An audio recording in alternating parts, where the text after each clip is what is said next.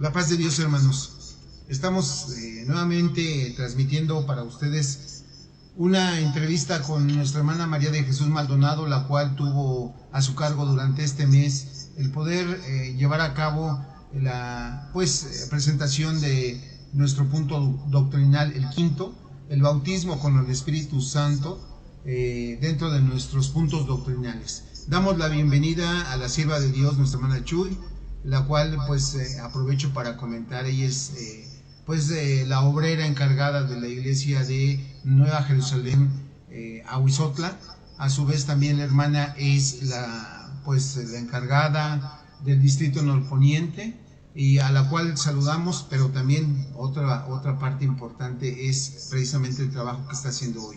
Es la responsable de la Secretaría de Educación Cristiana Evangélica. La paz de Dios, hermana Chuy. La paz de Dios, hermano Elías. Aquí estamos a la orden. Gracias a Dios por este trabajo que estamos llevando a cabo y esperando que sea de bendición para quien lo pueda escuchar y ver. Muchas gracias, hermana Chuy. Bueno, pues vamos a darle paso, hermanos, porque el tiempo es corto. Vamos a darle paso haciendo un pequeño resumen acerca de este quinto punto doctrinal, un punto muy importante que quiero mencionar. Parte de esto es precisamente algo que como cristianos debemos de tener de manera permanente. En una de sus cápsulas la hermana insistía en que en este tiempo es aún más necesario tener presente en la vida del cristiano una vida consagrada y que el Espíritu Santo de Dios esté en cada uno de nosotros. Entonces empezamos, hermana Chuy, haciendo una pequeña pregunta. ¿Qué es el bautismo con el Espíritu Santo? Sí.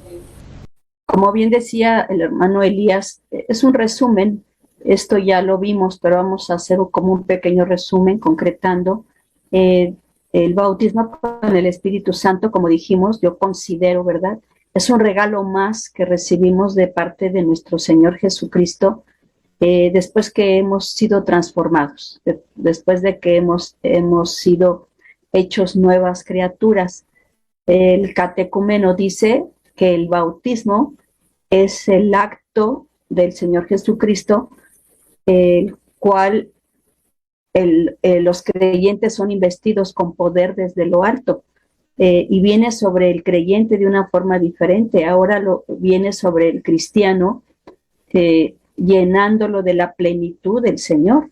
Y este bautismo viene con una señal de que ha sido bautizado, que es el hablar en lenguas. Eso quiere decir que aquel hermano o aquella hermana que ha recibido el bautismo habla en lenguas, ¿sí? Y esto pues lo recordamos, que el día de Pentecostés dice que comenzaron a hablar en otras lenguas según el Espíritu les daba que hablasen. Eso es el bautismo con el Espíritu Santo. Quiero comentar acerca de esta palabra y preguntar desde luego, ¿quién bautiza? Cuando nosotros somos salvos, dice nuestro propio doctrinario que tenemos que dar pública profesión de fe, y a través del bautismo en agua somos sumergidos en algunas ocasiones en un bautisterio, en otras en un río, en un estanque donde hay agua. Pero ¿por qué decimos que somos bautizados? Y en particular, en este caso, ¿quién bautiza al cristiano? El bautismo es dado por el Espíritu Santo. Ya lo dice la definición del bautismo en el catecúmeno. Dice que es el acto del Señor Jesucristo. O sea, el que bautiza es el Señor Jesucristo. ¿De dónde surge el que Él bautiza? Ustedes recuerdan, hermanos, cuando Juan el Bautista bautizaba en el río Jordán, él bautizaba en agua para arrepentimiento, pero él siempre dijo, yo a la verdad os bautizo en agua para arrepentimiento, pero el que viene tras mí, cuyo calzado no soy digno de llevar, es más poderoso que yo. Dice, él os bautizará con Espíritu Santo y fuego. Y en los 4 evangelios se registra esta palabra de Juan el Bautista, ¿sí? Y por eso dice, yo os bautizo en agua, pero detrás de mí viene el que os bautizará con el Espíritu Santo y fuego.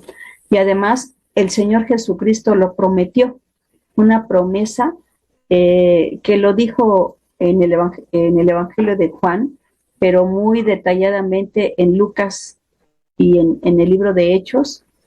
En Lucas al final, para decirles a los apóstoles, y en Hechos al principio para recordárselos, les dijo, en Lucas les dice, pero quedaos vosotros en la ciudad de Jerusalén hasta que seáis investidos. Pero antes les está diciendo, he aquí, yo enviaré la promesa de mi Padre.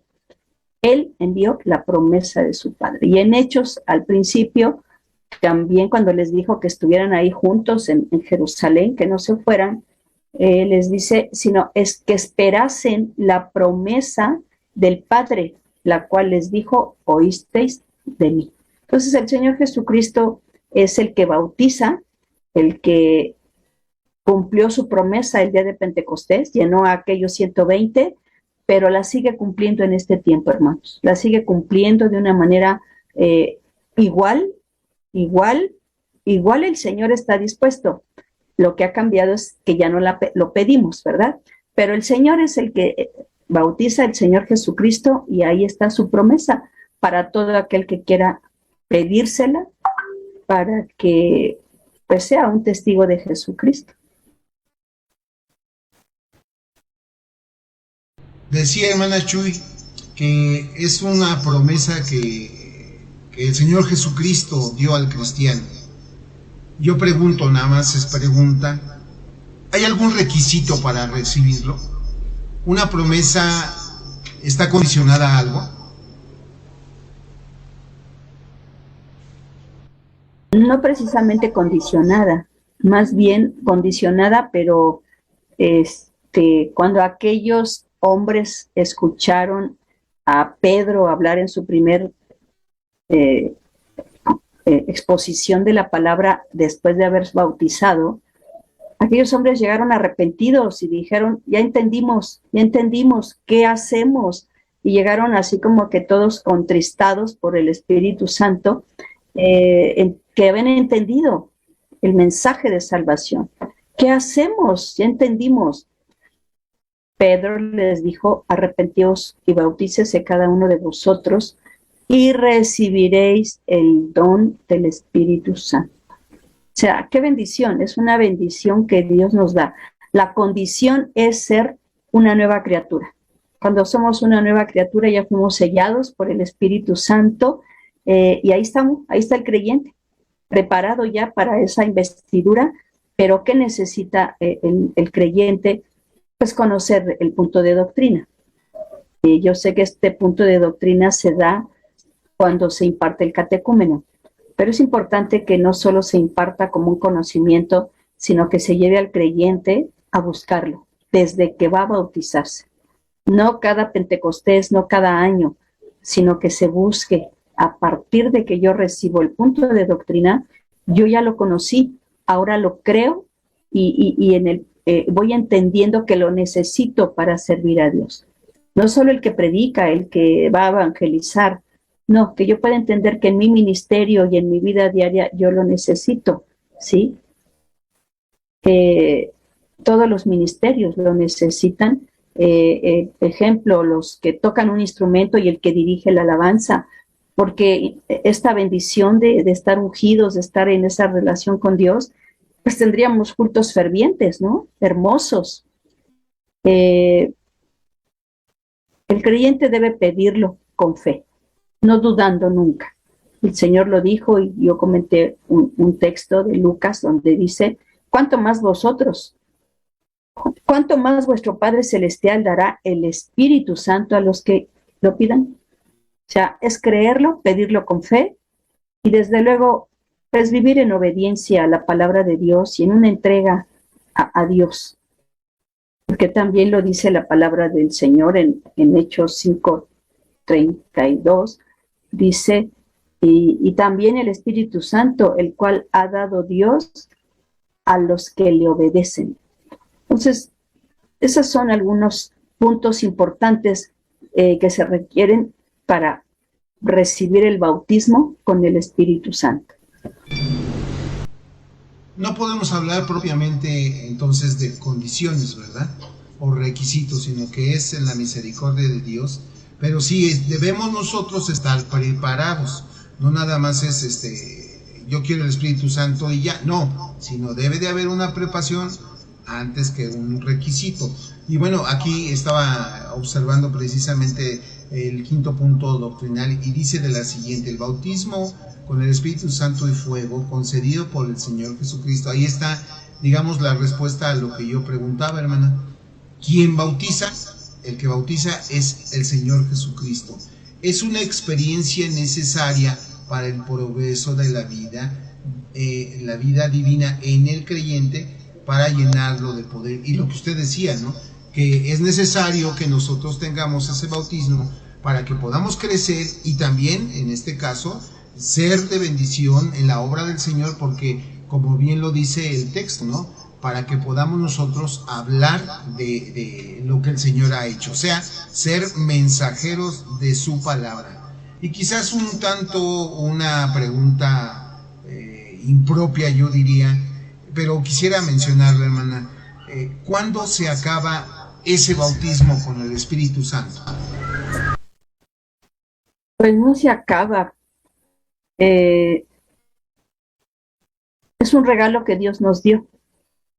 Y Dios no quita lo que ha dado. Olvido ahorita la cita donde dice que los dones y el llamado de Dios son irrevocables. El Señor nos ha dado ese regalo, ese don, esa bendición. No nos la va a quitar. Pero sí se puede apagar al descuidar nuestra relación con Él. Cuando nos alejamos del Señor, cuando se vive en pecado, eso apaga la obra del Espíritu Santo, apaga ese fluir de su presencia, apaga ese mover de su presencia en la vida del creyente que se mantiene en esa llenura, en esa comunión con el Señor. El apóstol Pablo le dijo a la iglesia de Tesalónica: no apaguéis al Espíritu. Se puede apagar, por lo que ya mencioné.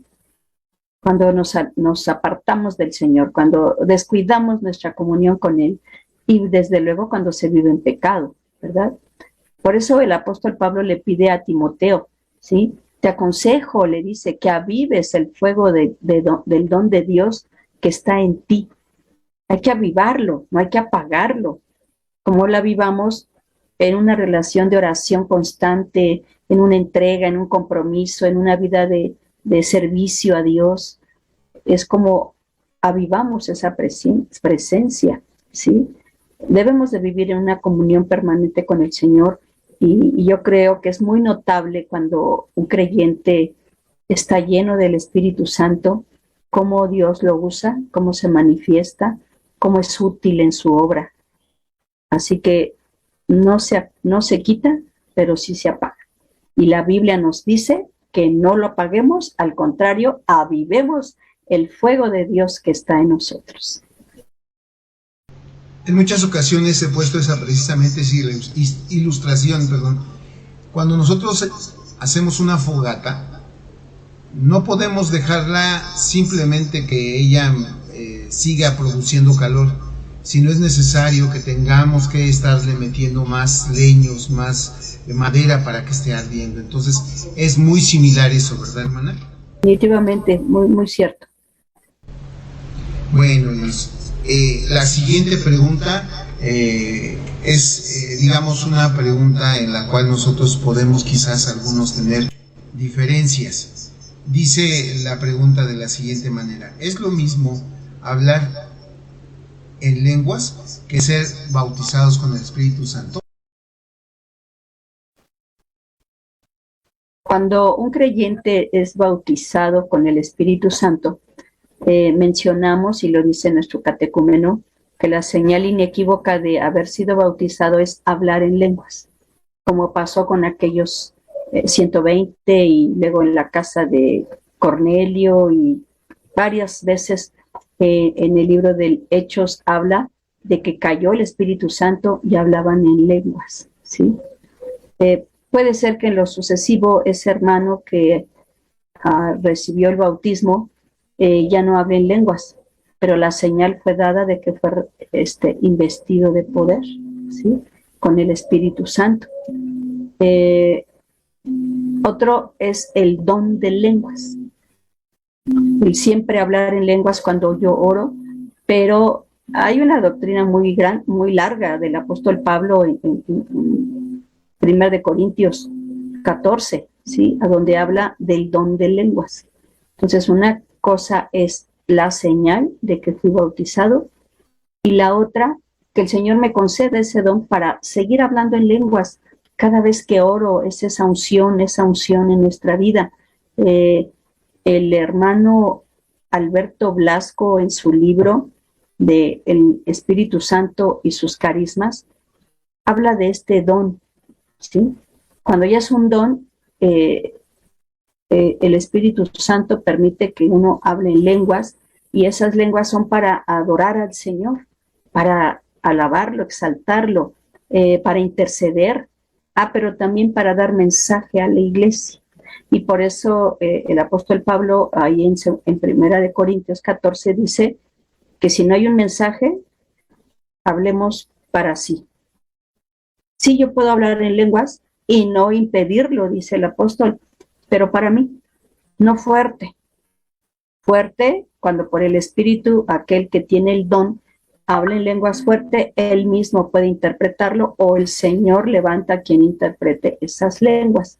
Pero son dos cosas diferentes. Una, el don de lenguas, y hablar en lenguas como una señal de haber recibido el bautismo con el Espíritu Santo.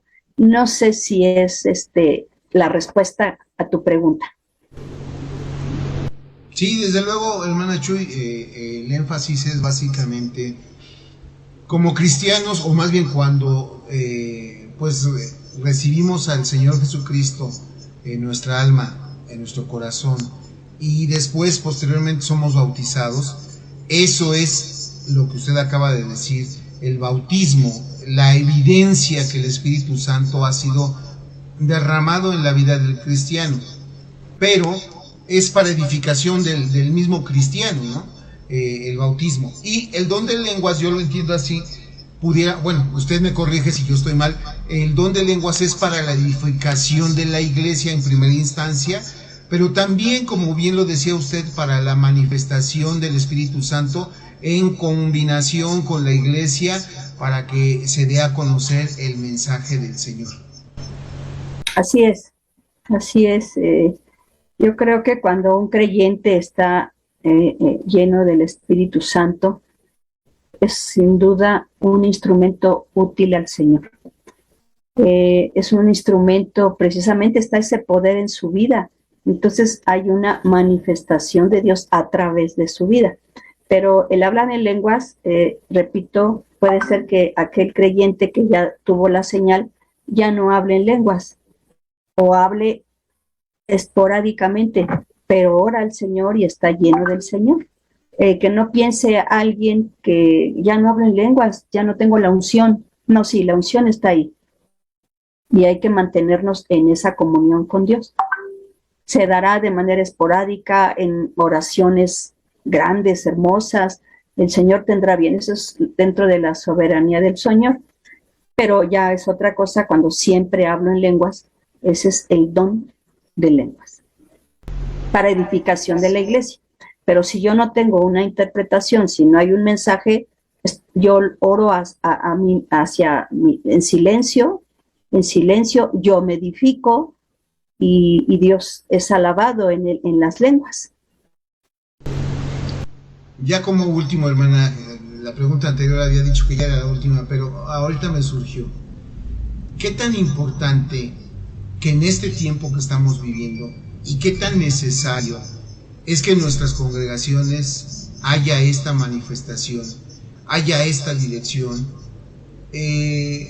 Ahorita, por la necesidad, por las circunstancias, he estado viendo algunas cosas que están pasando dentro de las redes sociales, hermana, y me he encontrado con muchas cosas.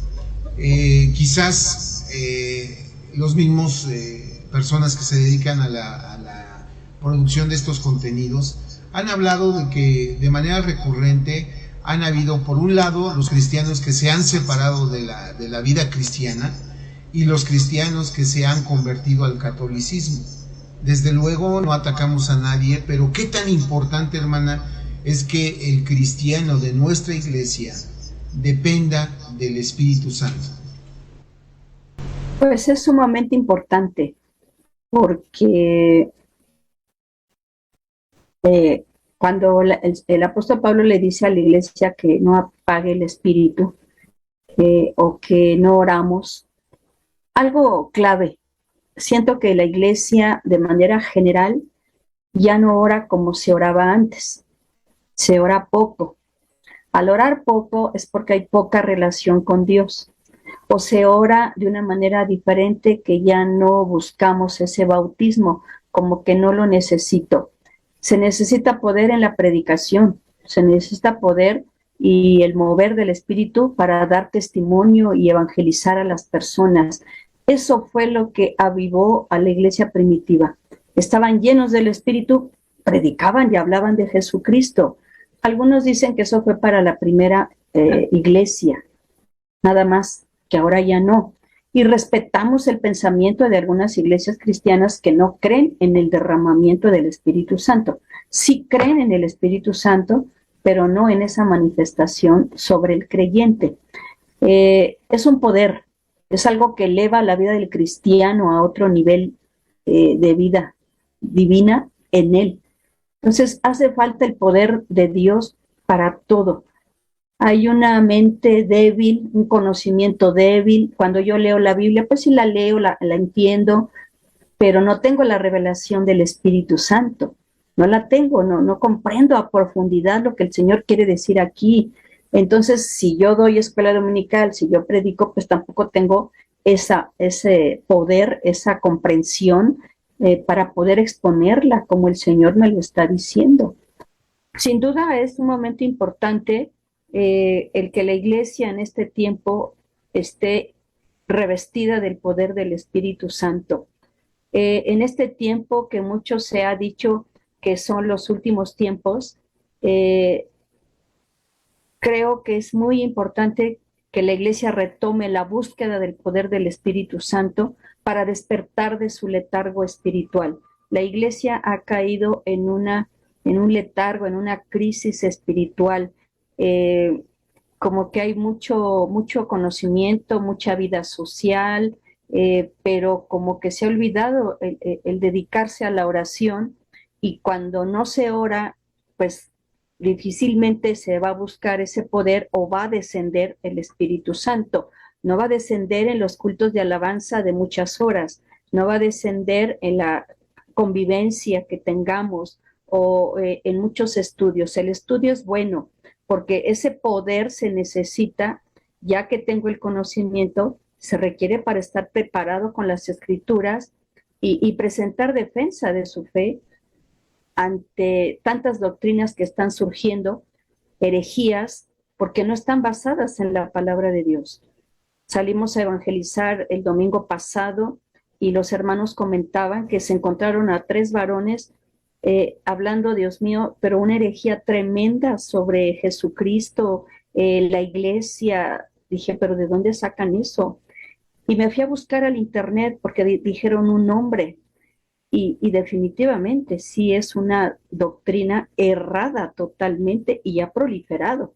Surge de los Estados Unidos y yo digo, ¿cómo hasta aquí, en ese grupo de hombres que no tienen estudios, ahí el enemigo se ha filtrado? Entonces la iglesia necesita estar preparada, pero bajo el poder del Espíritu Santo, tener la sabiduría para poder defender la fe. Ese poder lo necesitamos para hacer luz en medio de una generación maligna y perversa, lo dice la palabra del Señor, para hacer luminares en la oscuridad, para manifestar nuestra identidad como hijos de Dios sin temor ni vergüenza, porque precisamente como hay un letargo espiritual, una frialdad espiritual, pocos creyentes comparten su fe. porque no están seguros de su salvación, les da pena, ¿verdad? Entonces se requiere ese poder, esa investidura del poder del Espíritu Santo para tener el valor y la autoridad para hablar de Jesucristo a tantas personas que nos rodean y hay tanta necesidad en ellos. Se requiere porque es importante que la iglesia sirva con gozo, como lo hacía la iglesia primitiva, que sirva con sus conocimientos profesionales o técnicos, que ponga al servicio de Dios sus dones y habilidades para que la iglesia crezca, para que la iglesia florezca. Y bueno, deseo concluir con este versículo de Isaías 44:3, que dice: porque yo derramaré agua sobre el sequedal y ríos sobre la tierra árida. Mi espíritu derramaré sobre tu generación y mi bendición sobre tus renuevos. Es una promesa de Dios, que aunque la iglesia esté seca, aunque estemos en un campo árido, el Señor ha prometido derramar nuevamente agua sobre el sequedal y ríos sobre esa tierra árida, que es mi espíritu, dice, derramaré sobre tu generación y mi bendición sobre tus renuevos. La promesa ahí está y el Señor quiere derramar de su Espíritu Santo en este tiempo y dice sobre tu generación, sobre tus renuevos, o sea, tus hijos, tu generación. Hermanos, busquemos ese bautismo con el poder del Espíritu Santo, pero esto quiere decir que nos debemos poner más a orar y a orar. Muchos no querrán, pero los avivamientos y los despertares espirituales han iniciado con 2, con 3. Hay que empezar, hay que continuar si ya lo están haciendo, orar para que el Señor se manifieste en la vida de la iglesia y pedir que por su gracia y su misericordia Él derrame de su Espíritu Santo. Realmente, hermana Chuy, pues nuevamente vuelvo a reiterar, es maravillosa la doctrina que el Señor nos ha dado. Cada uno de los puntos doctrinales que el Señor ha puesto a nuestra iglesia son importantes para que los vivamos diario. Nuestros puntos doctrinales deben de estar de manera continua en nuestra vida, y más evidencia no puede haber que la llenura del Espíritu Santo. Es un punto doctrinal en el cual nuestra vida constantemente debe de estar en esa necesidad de vivir ese punto doctrinal. Desde luego, hermana, yo agradezco a Dios por su vida, porque ha sido de mucha bendición para mi vida la edificación de estas exposiciones, en particular este punto, que es necesario que la iglesia retome de manera, como usted decía, quizás 1, 2, 3 en cada congregación es necesario. La pandemia nos ha dado la oportunidad de nuevamente abrir nuestros ojos espirituales y tener esa necesidad por cada día el Señor guíe nuestra vida. Agradezco de veras, hermana, a Dios por su vida. Espero que el Señor la bendiga, que el Señor la fortalezca. Hemos sabido que ha estado un poquito delicada y desde luego nuestras oraciones para con su vida, hermana. Que el Señor fortalezca su cuerpo, pero también el Señor vivifique su ministerio para que usted pueda ir cada día aportando estas doctrinas que, como responsable de la área de nuestro presbiterio en educación cristiana, el Señor dé esa sabiduría para poder edificar a los demás. No sé si tenga alguna palabra más, hermana Chuy. Gracias, hermano Elías, gracias. Solo el Señor tiene misericordia y nos permite expresar lo que Él ha puesto en nuestro corazón y el conocimiento poquito que tenemos, pero gracias a Dios, la gloria para el Señor, y que esperemos sea de edificación, no solo esta cápsula, sino todas las que se están transmitiendo para retomar nuevamente nuestra doctrina. Agradezco, hermana Chuy. Me despido. La paz de Dios, hermanos. Paz de Dios, hermana Chuy. La paz de Dios.